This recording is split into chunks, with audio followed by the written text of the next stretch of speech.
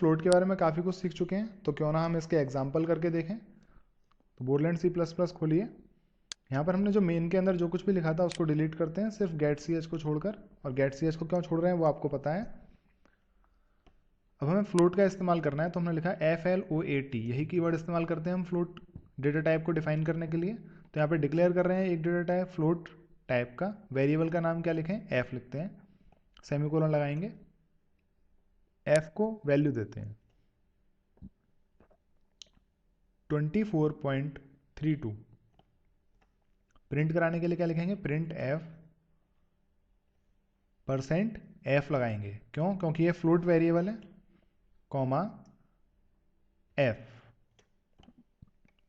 Run करा के देखते हैं।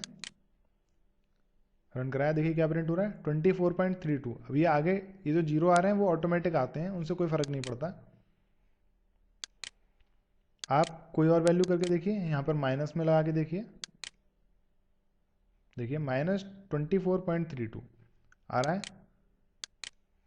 बिल्कुल ऐसे ही आप इसका एक्सपोनेंशियल पार्ट भी लिख सकते हैं। सपोज कीजिए आप 2 × 10 to the power 10 लिखना चाहते हैं, तो आप कैसे लिखेंगे, 2e10। रन करा के देखते हैं, देखिए आया ना, 2 × 10⁻10।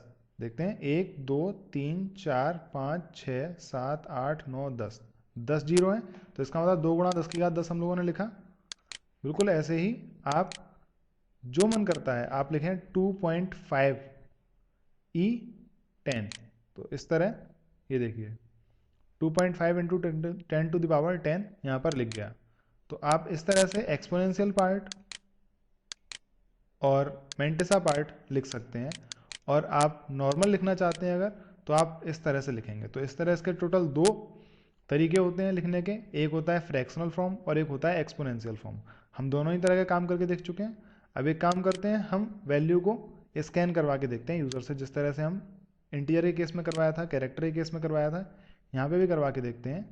यहाँ लिखेंगे आप स्कैन f %f, क्योंकि आप वैल्यू को स्कैन कराना चाहते हैं तो आप क्या लगाएंगे आगे, M% साइन लगाना नहीं भूलिए, f लगाइए, ब्रैकेट क्लोज कीजिए, सेमीकोलन लगाइए। तो सबसे पहले वैल्यू को स्कैन किया जाएगा, उसके बाद उस वैल्यू को प्रिंट किया जाएगा।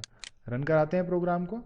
वैल्यू की डिमांड कर रहा है, हम लोगों को पता है क्या देते हैं, 3e12, 3 × 10 to the power 12 हम लोगों ने दिया। अब हम इसको रन एंटर प्रेस करेंगे तो क्या होगा, वैल्यू एक्सेप्ट होगी और उस वैल्यू को प्रिंट कराया जाएगा। तो देखते हैं वैल्यू किस तरह से प्रिंट कराई जा रही है। देखिए 3 × 10 to the power 12 प्रिंट कराया जा रहा है। लेकिन जैसा कि मैंने आपको बताया था कि इसकी जो रेंज होती है वो कितनी होती है, 3.4e38 होती है। वैल्यू देते हैं, हमने दिया 34.56, एंटर प्रेस किया तो देखिए यही प्रिंट हो रहा है। तो इस तरह से आप फ्लोट पॉइंट पर, फ्लोटिंग पॉइंट नंबर पर भी काम कर सकते हैं। हम और भी काम करेंगे आगे। अभी इस तरह से आप लोगों ने फ्लोटिंग पॉइंट पर, इंटीजर पर, कैरेक्टर पर काम कराना सीखा। अब ये माइंड वेंट कुछ है आप लोगों के सामने, आप इसको 5 सेकंड तक रोकिए, पॉज बटन दबाइए, इन सभी क्वेश्चंस को सॉल्व कीजिए। ट्यूटोरियल का पूरा फ़ायदा उठाना चाहते हैं तो learnwhywatch.com पर जाइए, वहाँ पर क्विज हैं हर सब्जेक्ट की, आप उन क्विज को सॉल्व कीजिए। क्योंकि जितना ज़्यादा आप प्रॉब्लम खुद से सॉल्व करेंगे उतना ही ज़्यादा आप अच्छी तरह से प्रोग्रामिंग को सीखते जाएंगे।